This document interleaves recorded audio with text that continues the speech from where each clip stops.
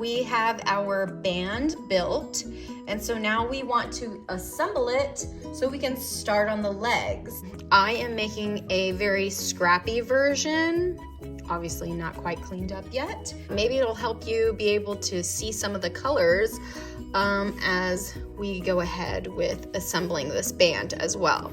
To start, okay, I'm gonna read it straight off the pattern. Align your foundation row with the last row, making sure not to twist the band. So all of this is straight. This would be your foundation row. This is where we started with the foundation stitches. This is our last row that we just did. And then we are going to slip stitch 20 stitches of both ends together. I'm just going to slip right through the entire stitch. That's the last row, and then, you know, the first stitch is always the hardest, right? This is the first row. Okay. Doop, doop. So 20 stitches.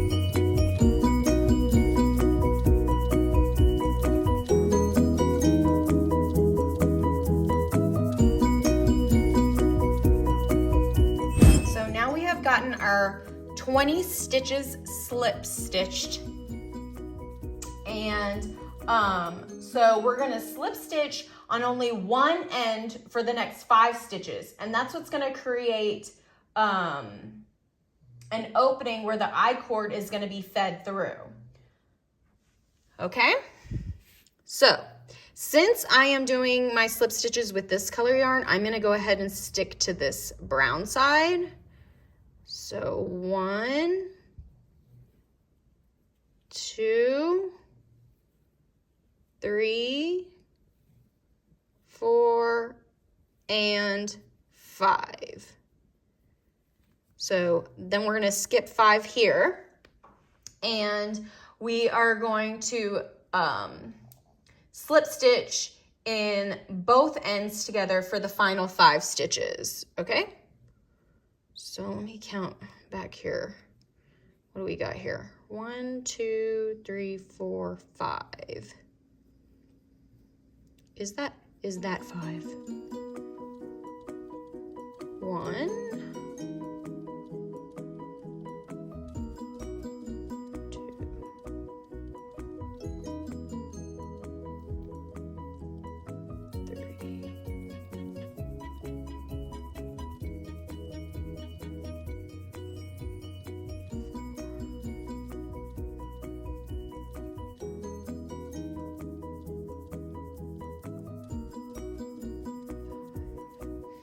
Now we're gonna wrap our I-cord and feed the tails through that hole. We don't want to finish this off at all. We wanna leave that loop there because we're gonna come back and do some stitches on the bottom part. So I already completed this I-cord.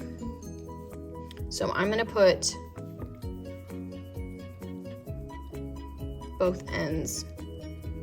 You can do this in any way that you wanna do it, but I'm gonna stick both ends through that little hole. And then I'm gonna wrap this part around the whole thing there. Okay.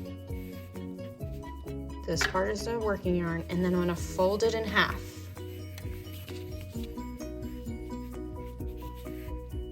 So that the I-cord is in the fold. See how it's hugged in there? All the way around. And that's gonna be our band here. How about we put a little bow on this so we won't get it tied up in our work. But yeah, that's how your band is built. Now we will be single crocheting with this all the way around to enclose the I-cord in there. And then I can come back and start on the legs, and I'll show you a little bit more. Okay friends, I have added all the single crochets around the bottom, so the I-cord is in the little tube. I also didn't show you like what the outer side or the visible side looks like whenever you join that with the slip stitches. So you'll know that that's the right side when it looks like that. But that's where the cord feeds through. So I think it's pretty self-explanatory on that. I am about to go a bit wild on the leg part of this video. So when you get to the end of the single crochets, you need a slip stitch to join, but I'm going to join with a new color. I think I'm gonna do stripes of white and black. You can hardly see that there. So now is when we get to start the legs. So we're gonna do some short rows here, and then we'll go around for the legs, and then some short rows in the back. Then we'll go around for the second leg, and then you'll be doing lots of seaming. For this tutorial, I wanted to show you what it looks like when you're attaching here as you go to work the rounds. I'm going to add in the cream first. I really want to go for the middle, but I'll not introduce you to any yarn barf here. All right, here we go. So I am going to bring in this new color to give myself some crazy stripe effects. All right, so to start off, we're essentially going to be doing a foundation double crochet, but I give you the start of the instructions because it is a little bit different because we're not starting with chains, like the initial chains. Okay, so you will yarn over and you'll insert your hook into the next stitch, and you will yarn over and pull up a loop, and then yarn over, pull through one loop, yarn over, pull through two, yarn over, pull through two. So that is your first foundation double crochet stitch. So for my size, it says on the instructions to do 33 for a regular size and 37 for a tall size, because I'm doing, yeah, that's lengthwise. But I will say this is the point where you can get customized for yourself, because let me tell you, as far as pants goes, we're all going to be different. So I am actually going to make this scrappy version into a shorts version, but these short rows are meant for the crotch area. So I'm gonna probably stick to this 33 for myself. And then I'll figure out the length that I want for the shorts part. Okay, so I'm gonna do these 33 stitches, or this 33 length, and do the next row up the leg. And then when I add in the next stripe to join here, I will be back. I decided I'm gonna get a little bit wild with my color changing, so that's gonna be some serious yarn management for me. Hopefully this tutorial quote unquote tutorial. My attempt at a tutorial will be somewhat helpful for you. So I have made that initial foundation double crochet row, short row, and then I came back through and I did the next short row up. So we're back to the band. So we're gonna join here. That's that foundation double crochet right there that we had done. So the next stitch, we will be slip stitching 3, okay? That is our first join to the first one. So we'll be slip stitching 3. That will be right here. 1, 2, and because I am going to be switching to another color, I'm gonna slip stitch 3, my third one into that. Okay. It's gonna be very interesting. Okay, and then don't even worry about those slip stitches that we did. You can just go right back into your stitches on the leg part. My yarn is kind of splitty, so. And then we will work all the way down there and then all the way back up. And I'll show you one more time so you can get the idea twice. Okay, we have added our long length of leg. I basically just doubled it. I didn't try it on, but I think it'll be fine for a shorts length. We will see as it builds. I'll try it on. So I got to the end here. These ends, they're gonna be something. Just consider me a masochist, I guess, because sometimes the aesthetic is worth it. Okay, so now we will be slip stitching in the next 3 again. 1. So many background noises. 2.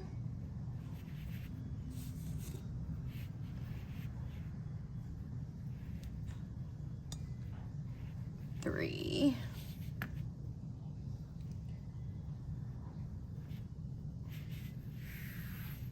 'No chain, no nothing, no stitching into the band part.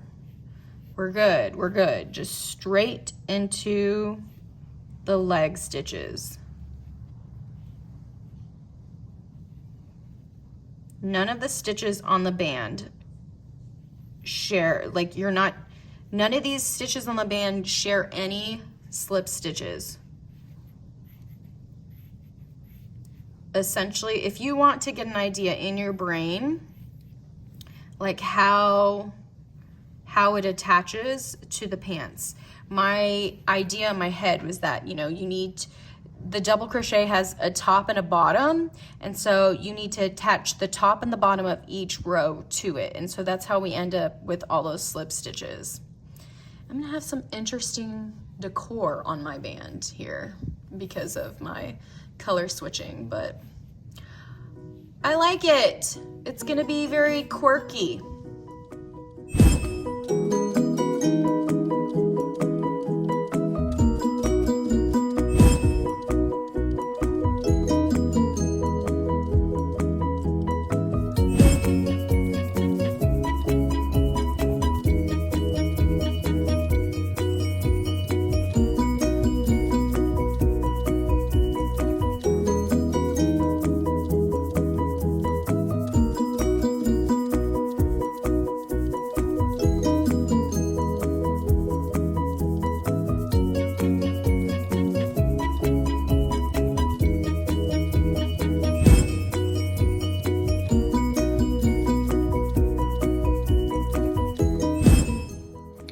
Okay, I wanted to showcase my scrappy shorts version, but this has been what I've been able to do some tutorials on, and I also wanted to discuss how, okay, let me put them kind of on my waist. Watch out, Molly.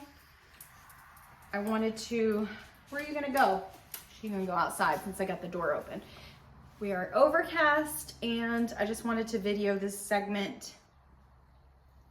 So I opened the door, like it's 6:30 in the evening. So we do have daylight still, but yeah, okay. So you see, I haven't seamed yet, but there are a couple rows that are shorter in the front, and then there are like 6 rows that are shorter in the back. And so you'll join all the shorter rows together.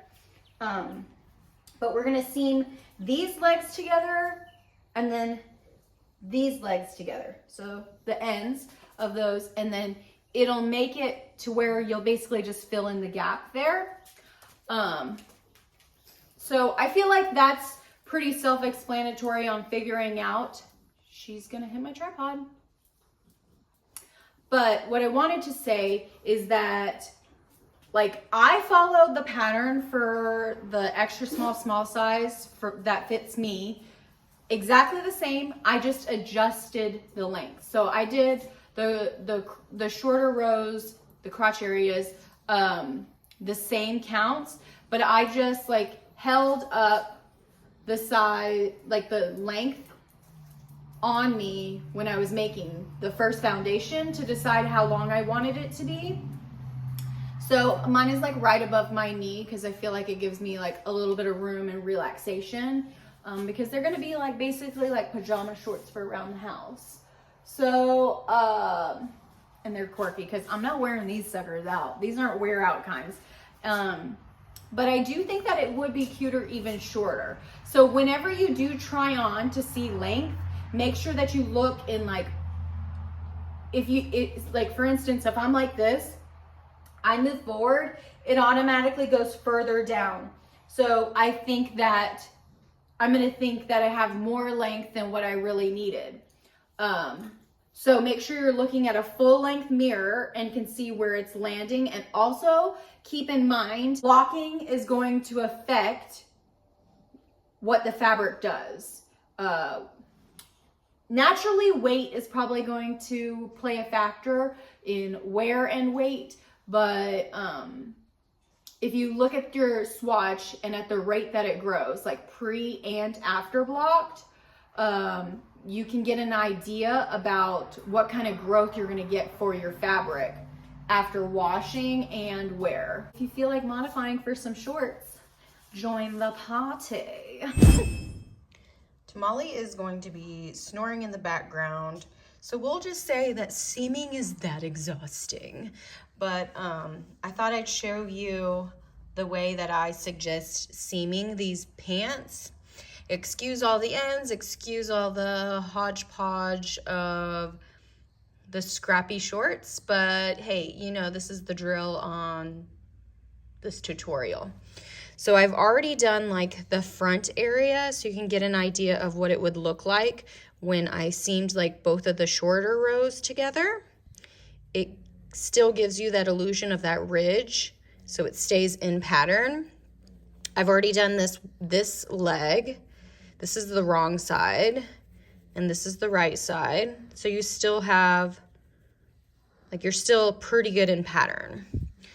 So I'm doing the stripy side, which I probably should have paid attention and did the other side so it's not in black. So hopefully you can get an idea here though.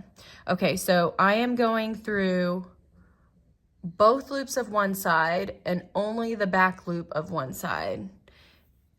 And it will be like a zigzag, which is what mattress stitching is. So both loops I'm going on this side, and then how do I get you to see this? Okay, right there. And then only the back loop on this side. Pull it through. Yeah, so we just keep doing that. Then when you go on this side, you go through the back loop and both loops.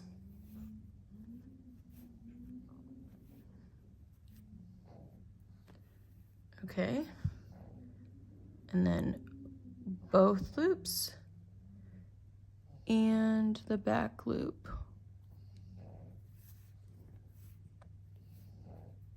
Oop, my hair is in there. Tell me that's relatable. I'm sure everybody gets their hair in their projects, at least if you have long hair like me. Okay, so I'm going to seam the rest of that, and then this part is like so easy. The crotch area, I know it can seem a little bit weird having to do more stitches, like more stitch area with a smaller one. I think Pop's decided to mow right now, but we're just gonna whip stitch the crotch area. So we have a lot of security there. Pops is still mowing, so hopefully I can get this done without him getting too close to the window right now. But I've got both legs going. Whip stitch is easy. You just like, I want all my ends to be on the inside, so I pulled them all on the inside. You won't have this many ends unless you're doing something scrappy like this or stripy. So whip stitching is literally just whipping it around, okay? So, I mean, I don't even get concerned that I'm gonna end up in an actual stitch. I just like, well, since I ended on this one, I'm gonna let it wrap around this way and then enter and pull around. So that's the key, is always letting it wrap around. So that's what I'm gonna do. And it's gonna be hard to maneuver around all my ends to show you, but I hope that you get the idea where it's like wrapping around. So it's like whipping around.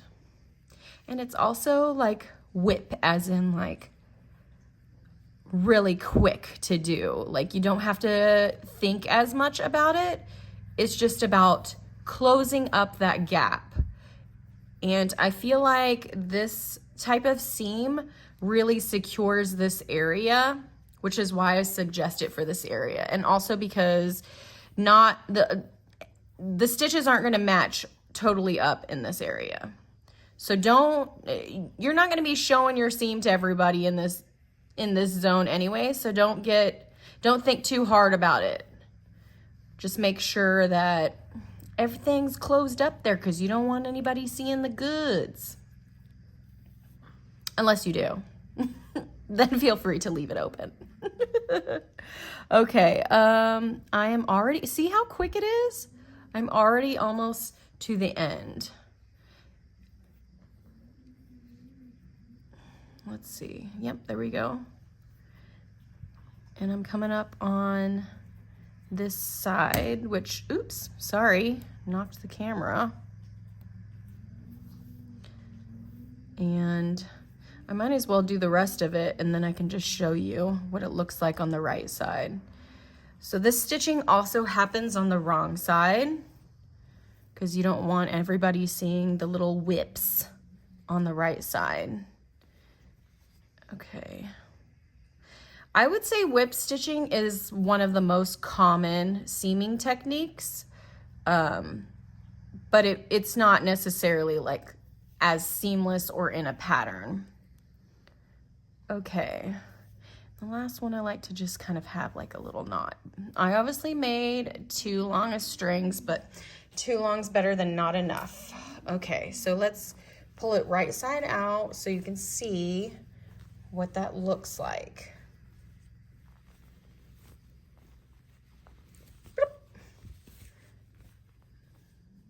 So I do have the string from doing this one, and I probably need to tighten that up if I can find it.